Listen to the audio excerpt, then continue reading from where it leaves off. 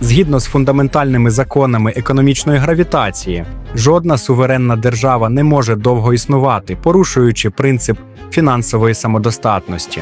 Зараз Україна, на жаль, перебуває у стані фінансової орбітальної залежності. Це не є докором, це стратегічна вразливість, викликана війною. Ми отримуємо мільярди на підтримку бюджету, але цей потік контролюється не нами. Що, якщо геополітичний клімат зміниться? Що, якщо ізоляціонізм або внутрішні кризи у країнах-донорах, у США, Європі призведуть до раптового або поступового, але незворотного перекриття фінансового кисню? Код.ua не працює з ілюзіями. Ми працюємо з алгоритмами ризику. Наш AI-стратег змоделював і проаналізував понад 1000 історичних кейсів фінансових колапсів та успішних виходів з них. Від повоєнної Німеччини до кризи суверенного боргу Латинської Америки.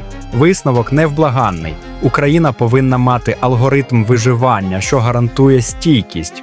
Це план Б. Це не просто 3 кроки, а 4 коди самодостатності, які дозволять державі фінансувати себе самостійно, навіть під час кризи.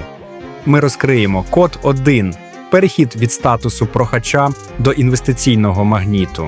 Код 2 – активація прихованих фінансових резервів на трильйони гривень. Код 3 – створення технологічного суверенітету як непорушної валюти. Код 4 – нематеріальний капітал, останній рубіж стійкості. Це питання не економіки, це питання національної безпеки. Код 1 – від прохача до інвестиційного магніту. Перший код – це злам психологічної парадигми. Ми маємо перестати бути об'єктом, що приймає допомогу, і стати суб'єктом, що пропонує унікальні надприбуткові можливості. Урок Ізраїлю та стратегія високого ризику високої прибутковості. Ізраїль, оточений ворогами, не просив про дотації для виживання.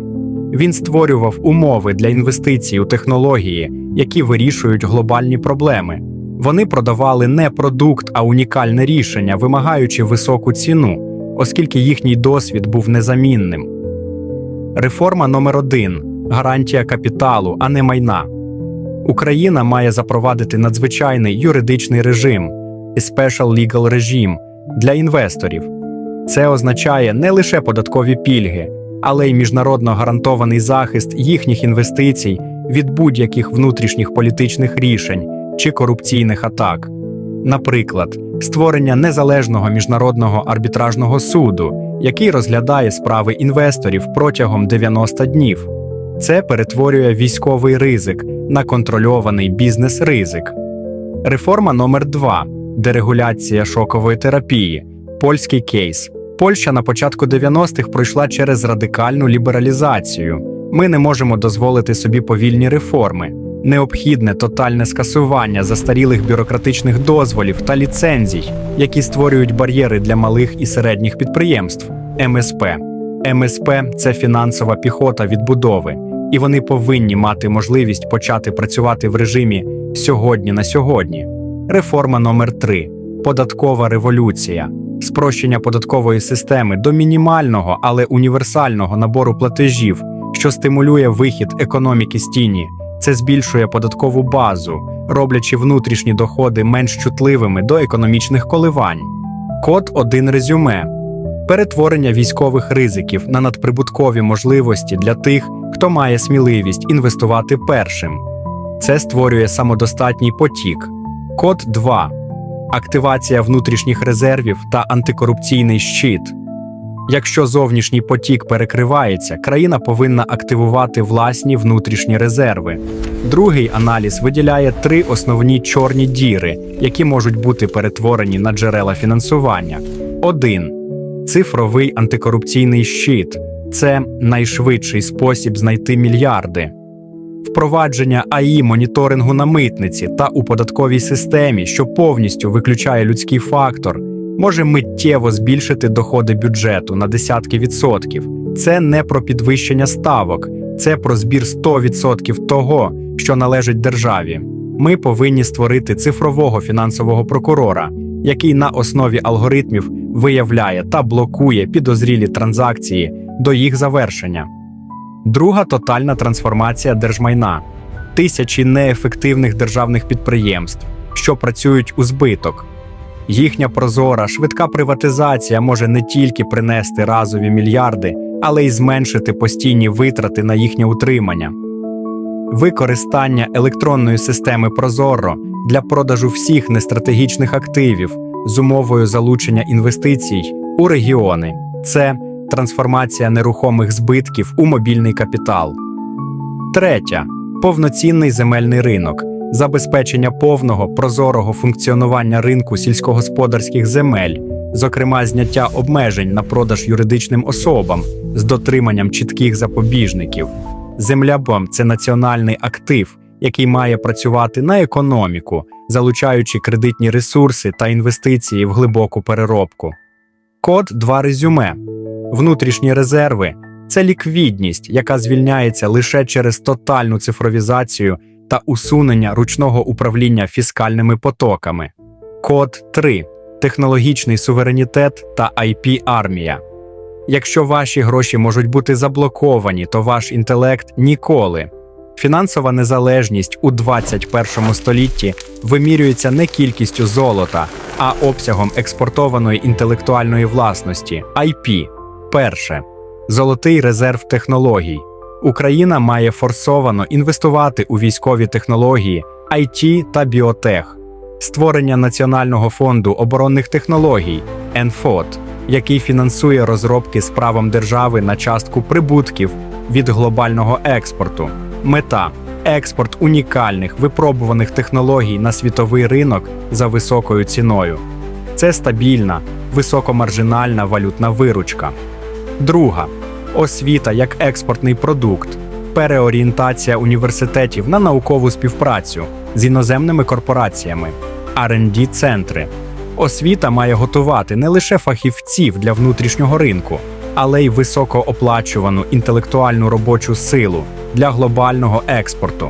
Надання університетам статусу економічно незалежних інституцій, які конкурують на глобальному рівні.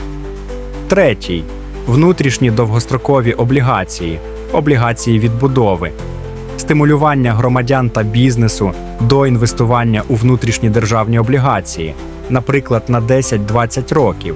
Це зв'язує гроші усередині країни, фінансує відбудову та створює потужний внутрішній фінансовий якір, що зменшує залежність від зовнішніх кредиторів. Це фінансування власним народом.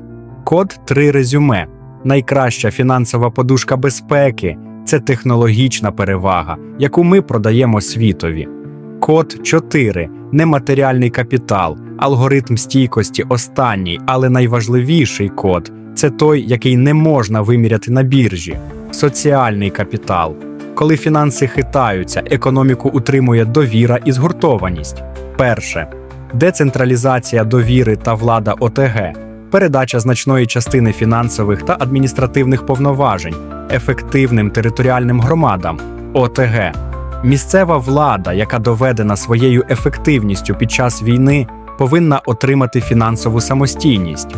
Це створює десятки тисяч економічних точок опори замість однієї центральної, що робить економіку стійкою до шоків. Друга – інтеграція ветеранів як бізнес-еліти. Створення спеціальних умов для ветеранів, що повертаються, для започаткування МСП у технологічному та будівельному секторах. Це не лише соціальна програма, це вливання дисципліни, досвіду та довіри у критично важливі галузі, надання ветеранам преференцій у концесійних та приватизаційних конкурсах. Третя – медіагігієна та боротьба з поляризацією. Державна стратегія спрямована на зменшення внутрішньої поляризації та підвищення рівня довіри до державних інституцій. Суспільство, яке вірить своїй владі та один одному, не піддається паніці під час фінансових шоків. Довіра – це найдешевший та найміцніший антикризовий актив. Код 4 резюме. Стійкість економіки – це функція стійкості суспільства. Висновок. Суверенітет, записаний кодом план Б, це не резервна стратегія. Це справжній шлях до повного суверенітету. Ми не можемо контролювати іноземні вибори чи політичні кризи, але ми можемо контролювати власний код виживання. Звільнення внутрішнього капіталу, інвестиції в інтелект, а не у старі доктрини, та побудова суспільства, яке довіряє собі. Ось 4 коди, які гарантують, незалежно від зовнішніх обставин, Україна не просто виживе, а й переможе. Поділіться цим аналізом, щоб ця стратегія стала пріоритетом у всіх гілках влади та суспільства. Код.ua продовжує розшифровувати стратегії майбутнього. Підписуйтесь!